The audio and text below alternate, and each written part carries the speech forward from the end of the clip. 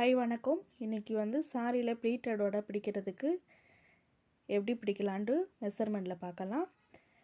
சைடில் வந்து 1 inch 1 inch மேல் பாட்டத்தில் இணைக்கிற மாதிரி இருக்கிறதுக்கு 1 இன்ச்சு 1 இன்ச்சு தையலுக்காண்டி விட்டுட்டோம். இந்த ரெடி அளவு வந்து 14 இன்ச்சு 14 இன்ச்சு. இப்போ வந்து சாரியோட கிளாத்தில் வந்து எவ்வளோ துணி இருக்குதுன்னு நம்ம அளந்து பார்த்துக்கணும்.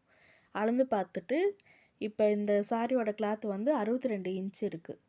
அந்த 62 இன்ச்சை வந்து இந்த 14ஆல் வகுத்தோன்னா 4.4 வரும். அந்த 4.4 வந்து நம்ம ப்ளீட்டட் பிடிக்கும்போது கரெக்டான அளவாக கிடைக்கும். இப்போ 62/14 போட்டால் 4.4 வரும்.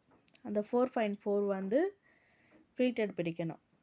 இப்போ வந்து நம்ம 2 சைட்லேயும் ஜாயின் பண்ணுறதுக்காண்டி 1 இன்ச்சு 1 இன்ச்சு விட்டுருக்கோம். அந்த 1 இன்ச்சு 1 இன்ச்சை விட்டுட்டு அதுக்கடுத்து நம்ம ப்ளீட்டட் பிடிக்கணும். இந்த மெஷர்மெண்ட் வச்சோன்னா கரெக்டாக இருக்கும். 1 இன்ச்சு மார்க் பண்ணிக்கணும்.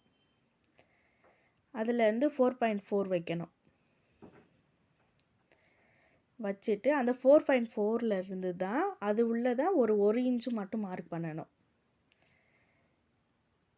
அந்த 1 இன்ச்சு மார்க் பண்ணாலும் அதுலேருந்து 1 இன்ச்சு மட்டும் அந்த 4.4 அந்த 1 இன்ச்சை எடுத்து இந்த 4.4 எடுத்து அப்படி டிச் போடணும். டிச் போடும்போது இப்போ கரெக்டாக எல்லாத்துலேயும் அதேமாரி 4.4 வைக்கணும்.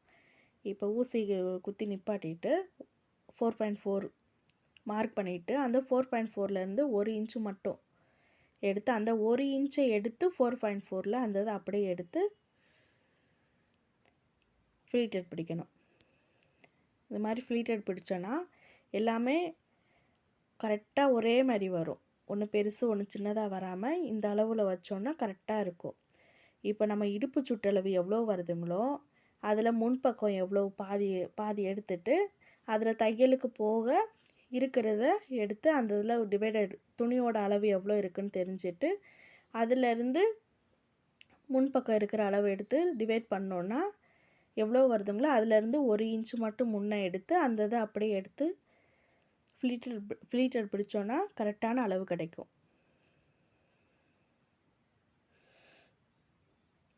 இந்த வீடியோ உங்களுக்கு பிடிச்சிருந்துச்சுன்னா லைக் பண்ணுங்கள், கமெண்ட் பண்ணுங்கள், ஷேர் பண்ணுங்கள், சப்ஸ்கிரைப் பண்ணுங்கள்.